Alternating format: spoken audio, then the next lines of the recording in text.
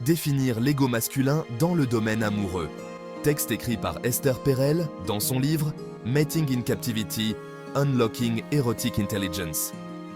L'ego masculin, une entité complexe au cœur de la masculinité, joue un rôle important dans la formation de la dynamique amoureuse. C'est le sens de soi, la perception de sa propre valeur et le désir de validation et d'admiration.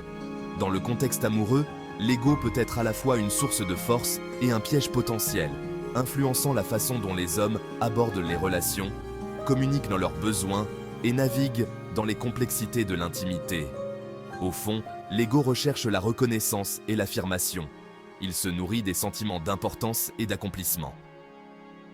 Dans les relations amoureuses, l'ego d'un homme est profondément lié à son sentiment de masculinité et à son désir d'être perçu comme un protecteur, un pourvoyeur et un objet de désir. Ce besoin inhérent de validation peut se manifester de différentes manières, allant de grands gestes d'affection à des démonstrations subtiles de domination. Cependant, l'influence de l'ego n'est pas toujours simple. Alors qu'un ego sain peut contribuer à la confiance en soi d'un homme et à sa capacité d'aimer profondément, un ego gonflé ou blessé peut conduire à l'insécurité, à la possessivité et à une lutte de pouvoir au sein de la relation. Comprendre les nuances de l'ego masculin est crucial pour les hommes et leurs partenaires afin de cultiver des relations saines, épanouissantes et équilibrées. L'étreinte de l'ego, force et confiance en amour. Un ego bien développé et équilibré peut être une force positive puissante dans une relation amoureuse. Lorsqu'un homme se sent en sécurité avec lui-même et sa valeur, il est mieux armé pour offrir amour, soutien et stabilité à sa partenaire. Cette confiance intérieure lui permet d'aborder la relation avec un sentiment d'ouverture, de vulnérabilité et une volonté d'embrasser les joies et les défis qui accompagnent l'intimité. Lorsqu'un homme se sent bien dans sa peau, il est plus susceptible d'être généreux sur le plan émotionnel, offrant à sa partenaire la validation et l'appréciation qu'elle mérite.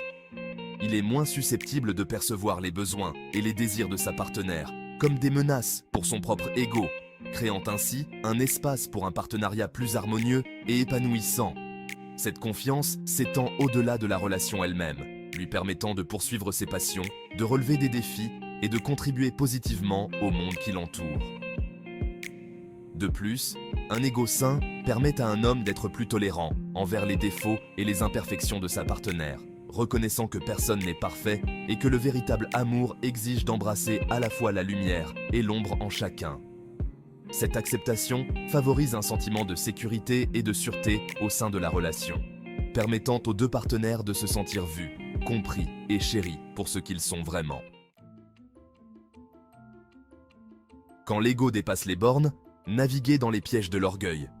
Si un ego sain peut être une source de force, un ego mal géré peut rapidement devenir une force destructrice dans une relation amoureuse. Lorsqu'un homme a une estime de soi fragile ou excessivement gonflée, il peut devenir trop sensible à la critique, possessif envers sa partenaire ou menacé par ses réussites. Cela peut conduire à un modèle de comportement contrôlant, à un repli émotionnel ou à une incapacité à assumer la responsabilité de ses actes. L'une des manifestations les plus courantes d'un ego non maîtrisé dans les relations est le besoin constant de validation et d'admiration. Les hommes à l'ego fragile peuvent rechercher constamment à être rassurés par leur partenaire, ayant besoin de s'entendre dire à répétition à quel point ils sont attirants, intelligents ou performants. Ce besoin peut devenir épuisant émotionnellement pour leur partenaire, créant un déséquilibre dans la dynamique de la relation. De plus, un ego surdimensionné peut entraîner un manque d'empathie et de compréhension des besoins de sa partenaire. Les hommes qui privilégient leurs propres sentiments et points de vue par rapport à ceux de leur partenaire peuvent avoir du mal à vraiment écouter, valider et offrir du soutien. Cela peut créer une déconnexion au sein de la relation, laissant leur partenaire se sentir ignorée, incomprise et non appréciée. La danse délicate. Trouver l'équilibre entre l'amour de soi et l'humilité. Parvenir à une relation harmonieuse et épanouissante exige un équilibre délicat entre l'amour de soi et l'humilité. Un homme doit se valoriser lui-même et ses contributions à la relation tout en restant ouvert aux commentaires, à l'évolution et à la reconnaissance qu'il n'a pas toujours raison. Cet équilibre lui permet d'être à la fois sûr de lui et attentif aux besoins de sa partenaire. L'amour de soi n'est pas synonyme d'arrogance ou de narcissisme. Il s'agit de reconnaître sa propre valeur et son droit au respect. Il s'agit d'accepter ses forces et ses faiblesses, de célébrer ses réussites et de tirer des leçons de ses erreurs. Un homme qui s'aime lui-même est mieux armé pour aimer les autres pleinement et authentiquement, offrant à sa partenaire un amour à la fois fort et doux, passionné et bienveillant. D'autre part, l'humilité consiste à reconnaître que nous sommes tous en constante évolution, toujours en train d'apprendre et de grandir. Il s'agit de reconnaître que nous n'avons pas toutes les réponses, que nous ferons des erreurs et que nous avons besoin de nos partenaires pour nous épanouir. Un homme humble est prêt à écouter le point de vue de sa partenaire, à s'excuser lorsqu'il a tort et à réparer ses erreurs. L'ego masculin n'existe pas en vase clos.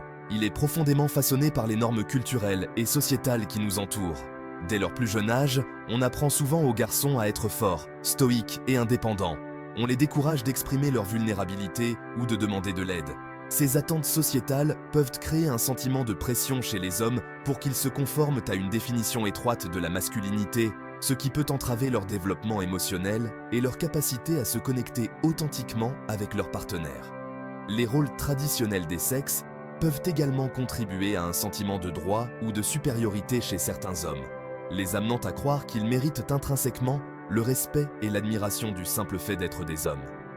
Ce sentiment de droit peut se manifester de différentes manières, allant de micro-agressions subtiles à un comportement ouvertement dominant dans les relations. En outre, les médias véhiculent souvent des représentations irréalistes de la masculinité, mettant en scène des hommes toujours maîtres d'eux, qui réussissent sans effort et ne montrent jamais de faiblesse. Ces attentes irréalistes peuvent laisser les hommes se sentir inadéquats ou peu sûrs d'eux, ce qui les conduit à surcompenser en essayant de se hisser à la hauteur d'un idéal inaccessible. La jalousie, une émotion complexe enracinée dans l'insécurité et la peur de la perte, peut être un indicateur puissant d'un ego déséquilibré au sein d'une relation. Lorsqu'un homme a une faible estime de soi, il peut percevoir toute menace perçue pour la relation, qu'elle soit réelle ou imaginaire, comme une attaque directe contre son ego. Cela peut conduire à la possessivité, à un comportement de contrôle et à une incapacité à faire confiance à sa partenaire. La jalousie découle souvent d'un sentiment d'inadéquation.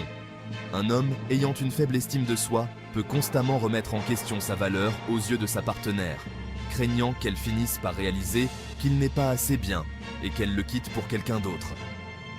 Cette peur peut se manifester par de la suspicion, en remettant constamment en question ses allées et venues, en surveillant son activité sur les réseaux sociaux ou en essayant de l'isoler de ses amis et de sa famille.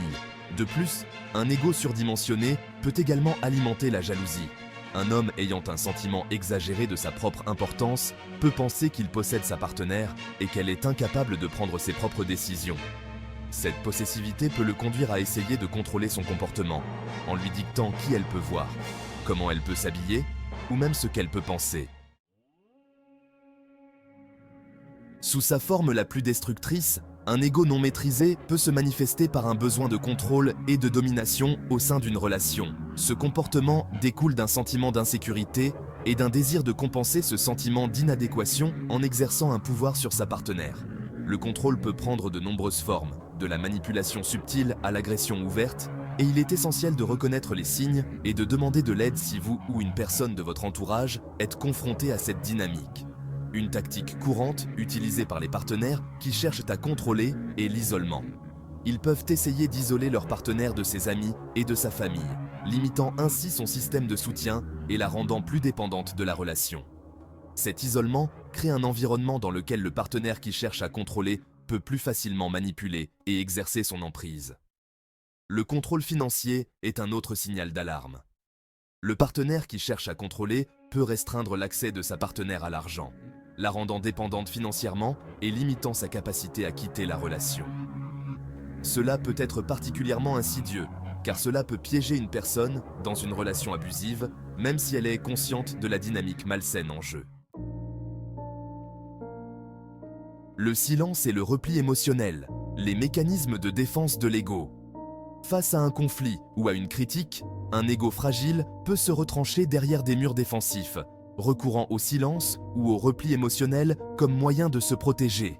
Cette tactique d'évitement, bien que semblant inoffensive en apparence, peut être incroyablement nuisible à l'intimité émotionnelle et à la connexion au sein d'une relation.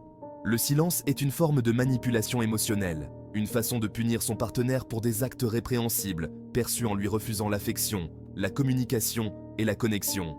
Il crée un environnement de peur et d'incertitude, laissant l'autre partenaire sur la défensive, ne sachant pas comment briser le mur du silence. Le repli émotionnel, bien que moins manifeste que le silence, peut être tout aussi dommageable. Il consiste à se fermer émotionnellement, à prendre ses distances avec son partenaire et à refuser de s'engager dans des conversations significatives sur la relation. Cela crée un sentiment de solitude et de déconnexion, laissant les deux partenaires se sentir incompris et ignorés. L'importance de la communication et de la vulnérabilité en amour. Une communication ouverte, honnête et vulnérable est le moteur de toute relation saine et elle est essentielle pour naviguer dans le terrain complexe de l'ego masculin. Lorsque les hommes se sentent en sécurité pour exprimer leurs sentiments, leurs peurs et leurs insécurités sans jugement ni ridicule, ils sont mieux armés pour gérer l'influence de leur ego et construire des liens plus forts et plus épanouissants avec leurs partenaires. La création d'un espace de vulnérabilité exige des efforts conscients de la part des deux partenaires.